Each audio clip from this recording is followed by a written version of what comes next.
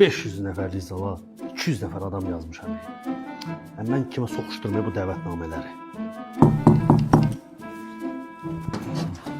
Salam Axşam qardaş, olsun. axşamı xeyir. Buyurun Ozyo'dan sifarişləriniz. Buyurun, bu da mənim dəvətnaməm. Nə? Səni toyuma dəvət edirəm qardaş. Sən həftədə azı 4 dəfə bizdəsən. Sən qardaşdan irəlisən. Sən mütləq mənim toyumda olmalısan. Səni toya yazmışam, öz də ailəvi yazmışam. Nə həyasız adamdır. Kuryerə dəvətnamə verir kişi. Toya getsən paltarım var mənim. Ha, bəy kostyumum var, onu geyinərəm. Nə deyəcək 5 dəqiqə keçib. Ayaqqabının altı cırıldı. Amansa yaxşı yağmır. Bir 100 manat da borc alaram da. Yaxşı qardaş, mən gələrəm. Amma ailəvi evdə danışıb qərarlaşarıq da, qərar verərəm. Qardaşım indi qərar verin. Mən yazmışam orada səni. Yox, belə şey olmaz. Gəl içəridə qərar Necə ver. qərar verim mən? Ay, gəl zəng elə yoldaşınla danış. Mən səni yazmışam.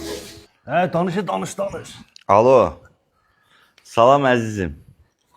Bilirsən, bir dostumuz bizi qonaq çağırıb toya sabah. Hə, nə yaxşı. Əzizim, onda mənə pul lazım olacaq. Deməli, saç, makyaj 200 manat, lazer 60 manat, dırnaq 50 manat, təzə paltar 300 manat, ayaqqabı 250 manat, çanta da 100 manat. Qərar verdin? Hə, Nə qərar verdin? boşanıram.